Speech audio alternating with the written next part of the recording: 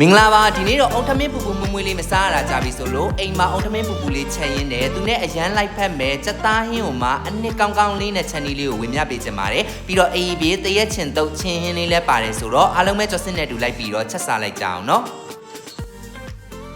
အုံထမင်းနဲ့လိုက်ဖက်ဆုံးကတော့ကြော်စစ်တို့တရက်ချင်းတုတ်တို့ပဲတီချင်းတုတ်တို့ပြီးရင်အခုလိုမျိုးစက်သားတို့ကတော့လိုက်ဖက်ဆုံးပဲပေါ့နော်ဟိုလေးနှဲရောပြီးတော့ပြီးကြော်လေးနဲ့အောင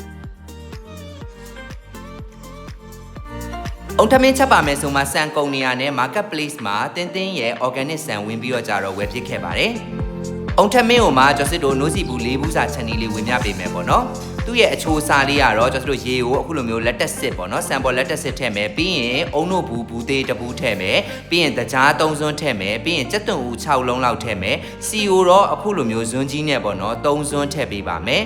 ပြီးရင်စားတစ်စွန်းထည့်ပေးပါမယ်အားလုံးနှံ့သွားအောင်မှွေးပြီးရင်တော့ကျော်စစ်တို့တည်ထားလို့ရပါပြီအနှစ်ကောင်းကောင်းနဲ့အုံထမင်းနဲ့လိုက်ဖက်တဲ့ကြက်တိုင်းလေးချက်ဖို့အတွက်ကိုတော့ကြက်သွန်အဖြူနေချင်းထောင်းထားလေးကိုအယောင်တင်မုံနုမုံနဲ့တူစီတက်မယ်ကြက်သားကတော့ကျော်စစ်ကဗမာကြက်ကိုတုံးတယ်တရက်ကြိုပြီးတော့ကြတော့စနွန်းမုံလေးရဲ့ရတာမုံလေးရဲ့ငံပြားရည်ရဲ့နဲ့ပေါ့နော်တခါတည်းအရသာနှက်ထားပြီးသားပေါ့နော်အရင်ဆုံးကြက်ရိတ်ခန်းတီလုံးမယ်လုံးနေနဲ့ကိုကျော်စစ်တို့ဒီမှာအုံထမင်းကိုလည်းတစ်ချက်ပေါ့နော်ကျော်စစ်အခုလိုမျိုးလေးမှွေပေးလိုက်ပါမယ်ကဲတစ်ဖက်ကကြက်သားဝင်းရလည်းမှွေအုံထမင်းရလည်းမှွေအရင်စားကြင်စပွဲပဲပေါ့နော်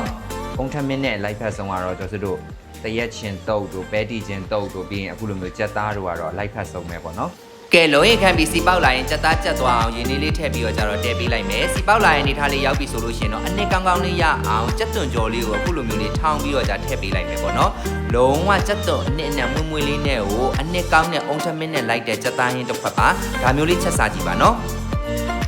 ်ကဲကြက်သားဟင်းလည်းရပြီတစ်ဖက်ကလည်းအုံထမင်းလည်းချက်ပါပြီအုံထမင်းကလည်းပူပူလေးကိုမှမှုင်းနေတော့ကြတော့အရင်စားချက်ဆိုပဲပါပဲသူနဲ့လိုက်ဖက်မဲ့အေးပြေချင်းဟင်းလေးကတော့မပါမဖြစ်ပေါ့နော်ချင်းဟင်းလေးချက်ထားတယ်ပြီးရင်တရက်ချင်းတုတ်ကလေးလည်းတုတ်ထားပါတယ်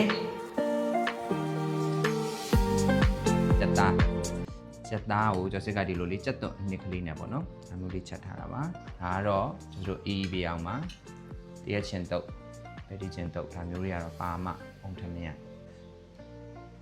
အားလုံးပဲစားပါအောင်ခင်ဗျ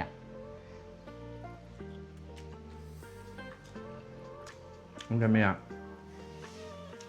အုံနဲ့မှုမွေးတင်းတင်းလေးနဲ့ဒီပမာကြက်ကိုပေါ့နော်ခုလိုမျိုးကြက်တော့အနေချိုချိုလေးနဲ့ချက်အရင်လိုက်အုံထမင်းဒီလိုရာဒီနဲ့လည်းအရင်လိုက်တယ်ကျွန်တော်အိမ်မှာကြတော့လေအုံထမင်းကကြိုက်တယ်ဒါပေမဲ့ဟိုတွေးတိုးတက်ခံရှိတဲ့လူတွေရောစီးချိုရှိတဲ့လူတွေရောဆိုတော့ကြတော့အမှန်တမ်းပြောရလို့ရှင်တော့အုံထမင်းကိုအရင်ဘယ်လိုပြောရမလဲပေါ်ဆန်းနေနဲ့ပြီးသွားလို့ရှင်လို့လုံးဝပြည့်နေနေအောင်ဒါမျိုးကြီးချက်စားလို့အဆင်မပြေဘူးပေါ့နော်အဲ့တော့ကျွန်တော်တို့ကကြတော့အခုဆိုလို့ရှိရင်ဒီတင်းရဲ့ဒီ organic ဆန်လေးနဲ့ချက်တာပေါ့နော်သူကတော့ဒါဆန်ချမ်းပဲမျိုးစားတော့ဆန်ချမ်းအောင်မှကျွန်တော်တို့ဒါဖန်တီးဒုက္ခဆန်ပေါ့နော်အဲ့ဒါအောင်မှ organic ဖြစ်တယ်ဆိုတော့ကြတော့ကျွန်တော်တို့ဒါကျန်းမာရေးအတွက်ဆိုလို့ရှိရင်ညီညွတ်တယ်အဓိက calorie short ချပြီးသားဖြစ်တယ်လူကြီးတွေပေါ့နော်တွေးတိုးသမားတွေစီးချိုသမားတွေတို့ဒါမျိုးတွေအတွက်ဆိုအဆင်ပြေပြီးတော့ဒီလိုမျိုးတပီးအိတ်ကလေးတွေရတယ်ဒါဆို marketplace မှာအလွယ်တကူဝယ်ရုံပဲတပီးအိတ်ဆိုတော့ကျွန်တော်တို့စမ်းချက်စားလဲအဆင်ပြေအမတန်းနဲ့အရင်လိုက်တယ်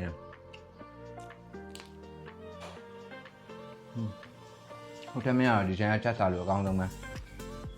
ဲငါဒီဦးတို့ကလည်းတိတ်မပူရဘူးလေစက်တူဦးလေးနဲ့ချန်နီလေးကလည်းလွယ်တယ်အိမ်မှာထမင်းပေါင်းလေးရှိအောင်လည်းလွယ်ကူချက်အောင်ပဲဟိုလေးနှဲရောပြီးတော့ပြီးကြော်လေးနဲ့အောင